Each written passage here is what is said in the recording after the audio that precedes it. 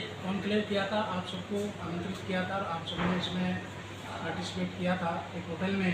जब poultry conclave हमने किया था अलग से, फिर से हम ये आयोजन करने जा रहे हैं 17 और 18 जून को। इसमें हमने पूरे देश के और प्रदेश के जो बड़े बड़े हमारे साइंटिस्ट हैं उनको आमंत्रित किया है, जो बकरी पालन और सुकर पालन के बारे में वैज्ञानिक तरीके से किस तरह से पालन उनका किया जा सके उसकी जानकारी सभी को देंगे। और सभी का मतलब मेरे उनसे है जिन लघु पशु से जुड़े हुए जितने भी हमारे पशुपालक हैं उनको हमने आमंत्रित किया है प्रदेश के, और वो इसमें आएंगे और उनको तकनीकी रूप से पूरी की पूरी जानकारी दी जाएगी इनसे संबंधित,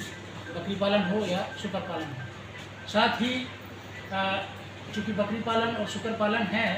तो बकरी पालन में जो पशुपालक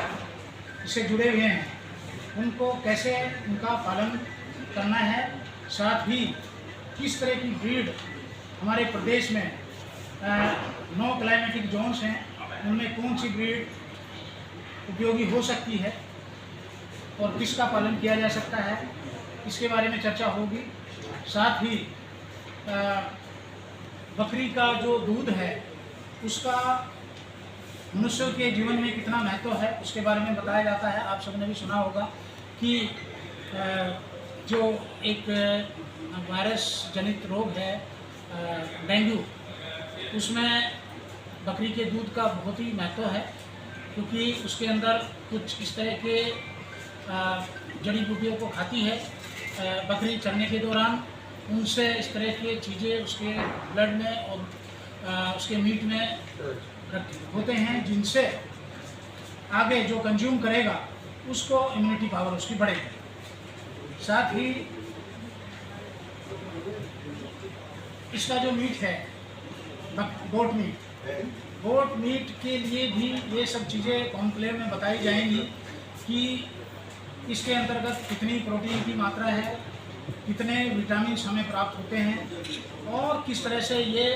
जो भी नॉन वेजिटेरियन हैं अगर वो गोट मीट का इस्तेमाल करते हैं उसको किस तरह से फ़ायदा इसके खाने से होगा। साथ ही इसमें चर्चा गोट मीट के और पिग मीट यानी पोर्क के प्रसंस्करण जो प्रोसेसिंग है उसके बारे में भी हमने आमंत्रित किया है सभी विशेषज्ञों को। वो इसमें आएंगे और प्रोसेसिंग के माध्यम से किस प्रकार से इन्फेक्शन फ्री जो स्वास्थ्य के लिए लाभदायक हो सकता है, चाहे मीट हो चाहे दूध हो, उसकी प्रोसेसिंग कैसे होगी और किस तरह से हमारे पशुपालक भाई इस योजनाओं से मतलब बकरी पालन और सुकर पालन से अपने अस्तित्व को ऊपर उठा सकेंगे। साथ ही इसमें ये भी बताया जाएगा प्रदेश स्तर पर हमारी कौन कौन सी बकरी पालन की योजनाएं और कौन कौन सी सुकर पालन की योजनाएं चल रही हैं। मैं आपको बता दूं हमारी बकरी पालन में जो प्रदेश स्तर की योजनाएं हैं उसमें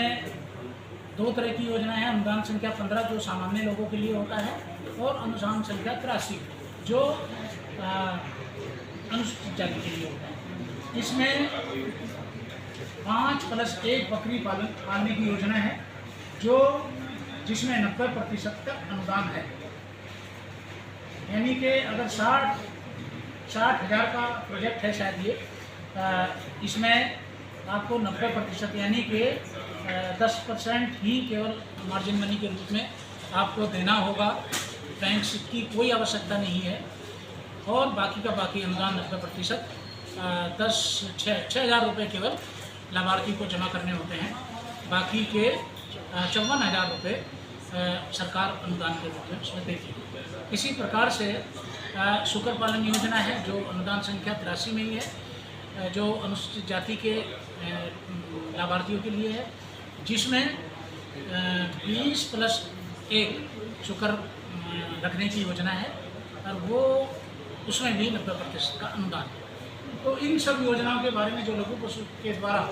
प्रदेश में संचालित की जा रही हैं और आगे भी जो इनकी वैज्ञानिक विधियां हैं उनके बारे में, तमाम प्रोसेसिंग के बारे में तमाम तरह की जानकारी इस कॉन्क्लेव के द्वारा दी जाएगी। आप सभी से मेरा प्रबद्ध अनुरोध है कि इस कॉन्क्लेव को जनमानस तक पहुंचाने के लिए आप पूरा सहयोग करेंगे, जिससे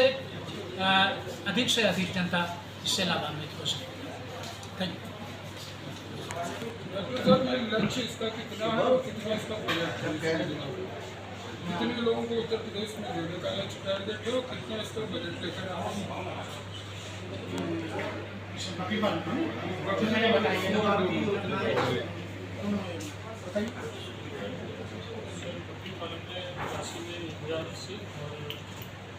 मानने के लिए है वो 739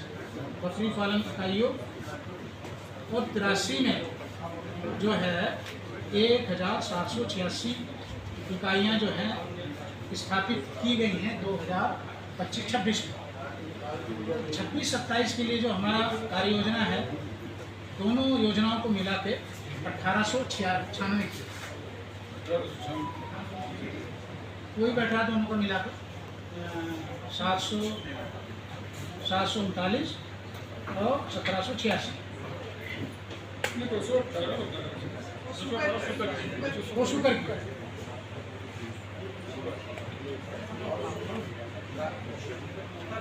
उसके बाद हम अनुपरक बजट है इसकी मांग करते हुए उनके से पढ़ा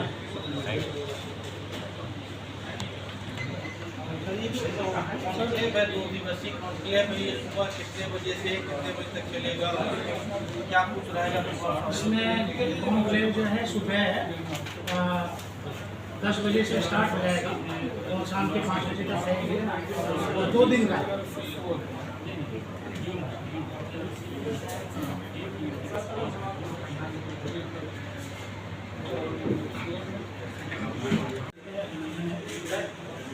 इस